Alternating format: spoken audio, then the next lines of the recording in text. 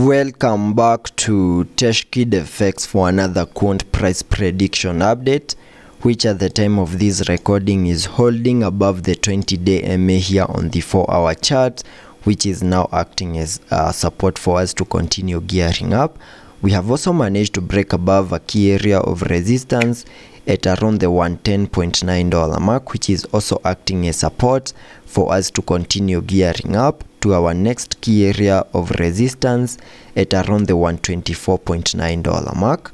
We have also a chart pattern that has been information here on the charts that could also possibly give us a breakout to the upper side. And to give you the chart pattern, I can first connect these lows that we made at around the $106.4 mark like that, because the chart pattern is a double bottom. And drawing out the chart pattern, we can have these as the first bottom, then we have seen the formation of the neckline, then the second bottom, and there are chances that in case we continue gearing up, continue seeing higher prices and maybe possibly break above the key area of resistance at around the $124.9 mark and continue gearing up, from that point we can start anticipating for a massive breakout to the upper side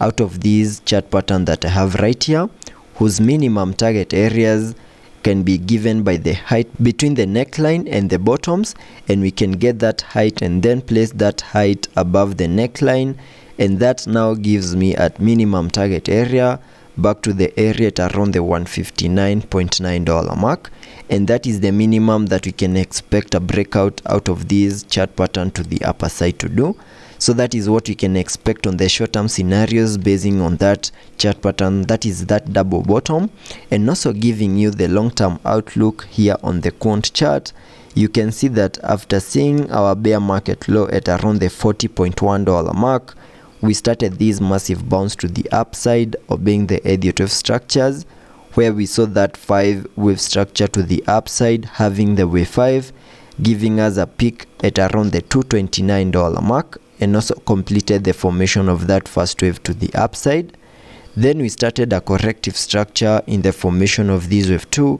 in a move that has now bottomed out within this red target area at around the $94.4 mark. And having seen the low for that second wave, whatever we expect on the long-term scenarios is the start of an impulsive wave to the upside in the formation of this wave 3, and giving you minimum target areas to the upside in the formation of this wave 3 using a trend-based Fibonacci, connecting it from the low of the first wave to the high of that wave 1, then dragging the fibs to the low of the second wave. That now gives me a target area in the formation of that wave 3 at the fib level 1.618, and that is at around the $398.3 mark,